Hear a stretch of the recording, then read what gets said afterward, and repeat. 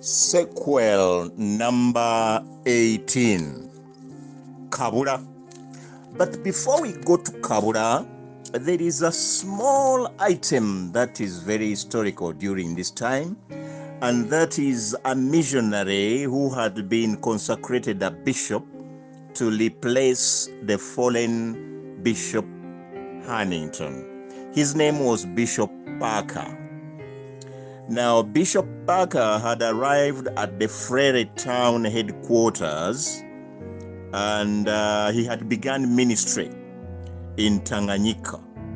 In fact, he had already ordained some priests, and ministry was going on. So in June of 1887, he began his journey to the interior, which would have finally made him arrive in Buganda. But unfortunately, Alexander Mackay left, and by 1888, Mwanga had expelled all the Anglican missionaries from Natete as well. So there was no need for him to reach Buganda, but he continued with the journey to the interior, hoping to find Mackay at his new Usambiro station. And indeed, he was to find him. So they did arrive at Usambiro in March 1888. And he was accompanied by several missionaries, this Bishop Parker, the successor of Hannington. And he was warmly received by Alexander Mackay and all the other missionaries who had been expelled from Buganda. However, they encountered a very different type of mosquito. This Bishop Parker had some Indian experience. That's where he had worked. And so he was used to the Indian sun and humidity. But the kind of mosquitoes in East Africa were very different compared to even the ones he found at Mombasa. And one of the missionaries, called Reverend Joseph Blackburn, was the first to get malaria. He died very quickly without showing any signs of illness. Then the bishop also fell sick soon thereafter, and he became bedridden. Remember, at this time, malaria medicine had been manufactured and discovered, but it had not reached Africa. And so Alexander Mackay tried every herb, but the bishop died on the 26th of March, 1888, and he was buried at that Musalala Ndogo, the town near Usambiro. That's where he was buried. Now, I wanted that to be also clarified because it's falling in this period. So we lost a bishop, a whole bishop in that time. Now to Kabula. The two palace coups of August and October 1888 resulted in the death of Katikiro Mukasa, Katikiro Henry Nyonyi Ntono, and the Gabunga. Yeah, the Navy also lost its commander. Now, the military commander, Gabriel Chintu, was reported to be in hiding at sea. He went hiding, you remember, he had betrayed his boss. Therefore, a former county chief of Budu, Pokino Nikodem Sebwato, introduced the exiles to Ankole's military leader, Nuwambaguta, at the border with Maogora County. Nikodem was a good friend of both Nuwambaguta and Ntare the Fifth, who was Ankole's Omugabe. The exiles were surprised when Nuwambaguta arrived to receive them at the Ankole border with Buganda's own self-exiled sub-country chief Mika Sematimba of Makamba. Now, I won't go into the story of him. He became a chief of Makamba much later, but that's the way I want to introduce him for you to be able to get who I'm talking about. Now, the exiles were subsequently introduced to Omugabe Ntare the Fifth. And the large piece of land in Ankole's Kabula County had a plenty of bananas. And so, together with tens of heads of cattle, Ntare the Fifth allowed the Baganda exiles, who were very, very many, in their hundreds, to settle there. Meanwhile, in Buganda, the Muslim faction of Muguluma installed Mwanga's remaining elder brother, Prince Rashid Nuhu Kalema. He therefore became the 33rd Kabaka of Buganda. Muguluma became the Katikiro. Hey, remember, he was Omsaro when these others were together. Now he became the Katikiro and appointed only Muslims in the most important positions, because after all the Christians and the sorcerers had been defeated. Katikiro Mukasa was already buried and the Christians were now in exile. So he only appointed Muslims. Now, the new Kabaka accepted much earlier in life to be circumcised, and he respected all the Islamic rituals, this Rashid Kalema. And so the main agenda for Rashid Kalema was to remove any suitable future candidate for the throne. He therefore rounded up many of his nephews and ordered them killed at Nakate Mansanji royal killing grounds. He also killed his elder brother, Chiwewa Mutiri, who was in jail at the Nakate Mansanji royal palace also. The prison, actually he set him on fire. Can you imagine? You set your own brother on fire? This Buganda of ours. The prison was set on fire, and Chiwewa Mutiri, together with his other royal prisoners, were burnt to ashes in July 1889. A few royal nephews of the Kabaka were successfully hidden away by their maternal families. Now, in April 1889, the Buganda Christian exiles had trained vigorously, but kept 2 battalions. Now I'm back in Kabula. But kept 2 battalions based on religious faiths. Now, listen to this, very important. These are in exile. They are all Christians. But they are now having 2 battalions based on what? Their religious faith. And this is why the missionaries prefer to call this civil war a religious war, which for me I refuse and I refuse and I refuse.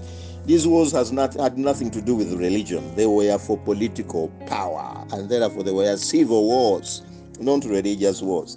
Now, the biggest military battalion was the Anglican Christians, led by Apollo Kagwa, while the Roman Catholic Christian military battalion was led by the new commander, Sebwato Murisi Kinywachamagwa. Now, during their Kabula time, the Muslims in Ankole suffered 2 defectors. 2 soldiers defected, and they were Muslims. They defected and went to Kabula, and they surrendered to the Christian forces. Now, they did not only surrender, but they took news to the Kabula people. The defectors were Waswa Munubi, who was 24 years at the time, the son of Kisauzi of Kiwanda, and another Muslim, Kajubi. His Muslim name is difficult to pronounce. Let me leave it. They reported that Muguluma had trained new soldiers extensively and doubled his army. So his army was not as small as these exiles in Kabula saw. And that he was planning to launch a war against the exiles at Kabula because he knew they were there. The 2 defectors, Waswa Munubi and Kajubi, told the Kabula exiles that the delayed attack on them was because Rashid Kalema was waiting for Arabs from Tanganyika who were to deliver a big cache of firearms and ammunitions. The defectors from Buganda were suspected to be spies, and so were put under house arrest to prevent them from escaping back to Muguluma. Historians, you know who Waswa Munubi is? Well, you better know, because me, I'm not going to spill the beans here. All this I discover from documents in the archives by various people. The Kabula Christian exiles faced a dilemma, because if they waged war and overthrew Kabaka Kalema, they had no prince to put on the Buganda throne. The royal family from whom a Kabaka came were genetically blood related, since the Feren Kato Chintu, Kabaka Chintu, the Kintu dynasty. So most of these Kabakas were genetically blood related. So you could not just pick anybody like other societies do. No, royal blood had to be found. Therefore, as strange as it turned out, they decided to look for the exiled Mwanga II and convince him with a deal to reinstate him to the Buganda throne. The Christian Protestant Battalion, or the Anglican Battalion, chose Henry Wright Duta Kitakule as a special envoy to go to Mwanga II. That was because he was a regular caravan traveler all the way to the coast of East Africa.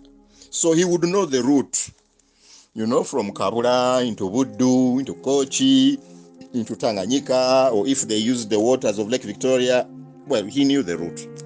Now, the Roman Catholic Christians Battalion appointed Yosefu Wera Bakadu, and they were given soldiers to accompany them. Among the soldiers chosen was the 17-year-old Hamu Mukasa, who had the trust and the love of Mwanga too. They were given permission to travel to Usukuma by Omugabe Ntare, the 5th of Ankole. And they departed, passing through thick forests full of streams, and eventually arrived at Sango Bay on Lake Victoria. You can call it Narubare if you want. They had taken some ivory tusks to pose as traders, and so were able to buy some boats for the journey to Usukuma. At Usukuma, the Baganda envoys found Kabaka Kalema's official Manyangenda. That was Manyangenda, an official for Kabaka Kalema, who sold them a big boat, thinking that they were part of Gabunga's naval forces at sea. They were directed to Nyegezi shores, where the white fathers from Buganda were living in exile. On reaching there, they were surprised to find Father Simeon Lodell, so even Mapera had fled, who was delighted to see young Christian men he knew very well. He told the envoys from Kabula that Mwanga II was at the White Fathers' Bukumbi mission, and that was where they found him. Mwanga II was more than pleased with the envoys and their mission. Mwanga II dressed like an Arab and kept an unshaved beard while speaking fluent Swahili. Mwanga II accepted the proposal of the Kabula envoys and introduced them to a rogue missionary called the Muzungu missionary called Charles Stokes, who dealt in firearms. They asked him for a shipment of the same, and that he would be paid with ivory tusks as a deposit, and the balance upon seizing power and returning to the throne.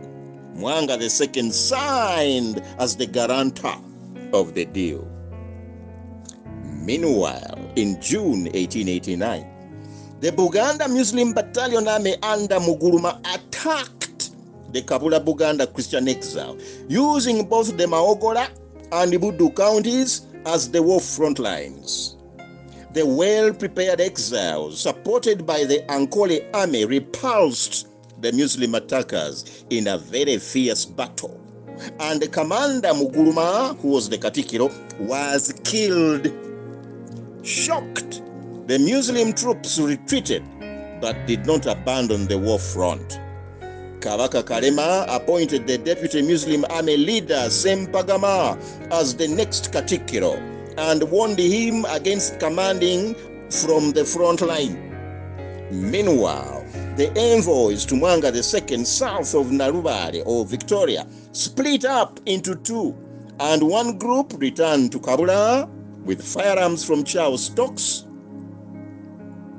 while the other one, led by Ham Mukasa, stuck with Mwanga II and began recruiting a new navy as they waited. In July 1889, some of the Kabula envoys and Charles Stokes mercenaries arrived in Ankole, and King Omugabe Ntare the 5th allowed them to their base at Kabula. There was jubilation by the Buganda Christians army in exile, and they agreed that it was time for the offensive against the Muslims in power in Buganda to commence. And therefore, tomorrow we shall see the war, another civil war, the war for Buganda, the war to return Mwanga II to his throne. May the good God bless us all. Amen.